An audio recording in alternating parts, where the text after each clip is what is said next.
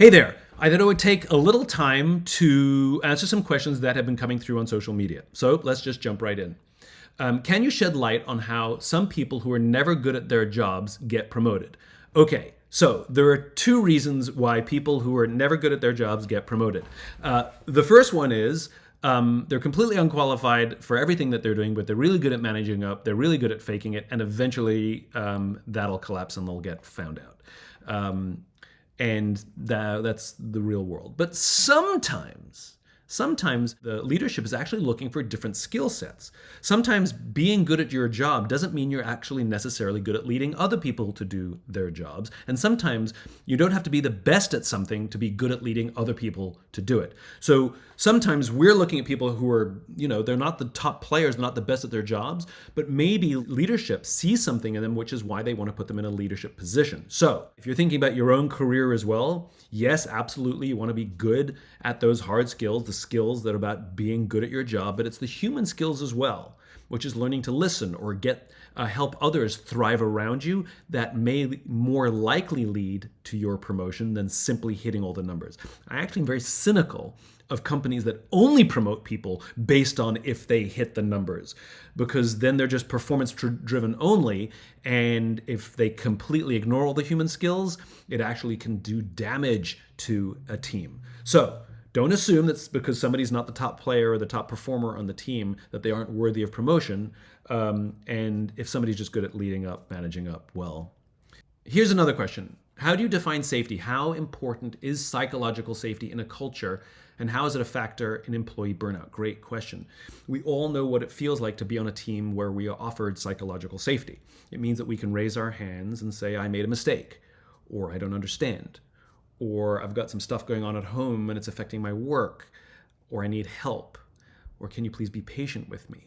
When we can say these things without any fear of humiliation or retribution, we can say these things without any fear that it'll hurt our promotability, but more important, we can say these things with the confidence that those in our team will rush in to support us, or our leaders will rush in to support us. And this is a huge factor for employee burnout. Because when we feel that we can say those things and we can feel supported, we're more likely to seek help for whatever's stressing us out or causing us anxiety. And more importantly, we don't feel alone as we're going through the stress that's leading to burnout. So absolutely, psychological safety is a big part of helping reduce employee burnout. Oh, also, psychological safety and providing psychological safety is not just something provided by our leaders. It is something provided by every member of our team to other members of our team. In other words, we're all responsible for creating psychological safety for each other. Okay, what do you do when you become the leader you wish you had, but you are undermined by senior leadership that doesn't support you? Okay, so this is an interesting question. When you say you become the leader you wish you had, does that mean you just got a promotion? Because being the leader you wish you had means you're operating in a way that you wish your leaders did. And so when you say being undermined, there's a few things to consider. Like I used to joke, the only thing that all my failed relationships have in common is me. And so if you feel you're constantly being undermined, is it the way in which maybe you're presenting your work or conducting yourself in front of your leaders?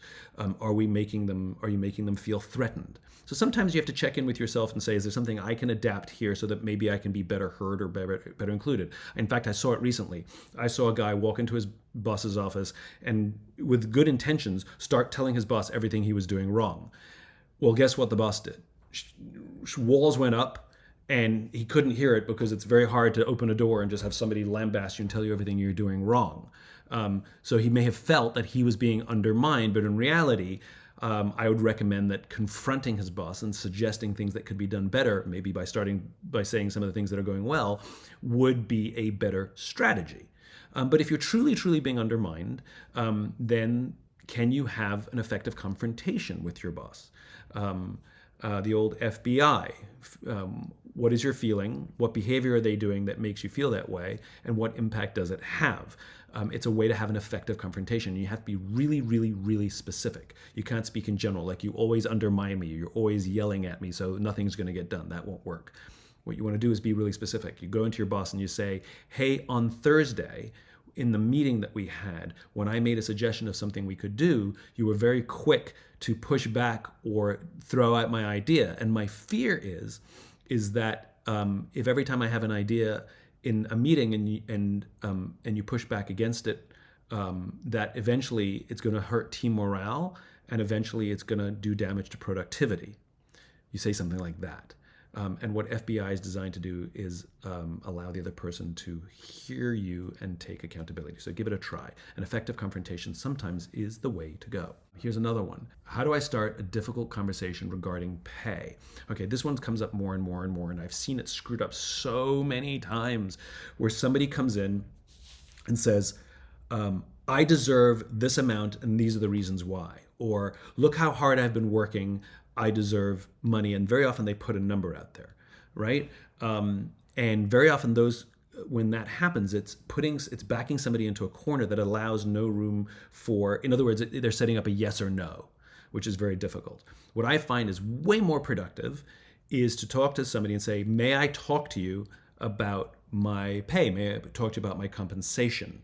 Like, set it up, because conversations about money are often very uncomfortable. So you're setting up an uncomfortable conversation. The leader hopefully will say yes, or they can schedule a time so they know what it's about. And then basically what you say is, you want to set up something about feeling like you belong, which is, I really like working here.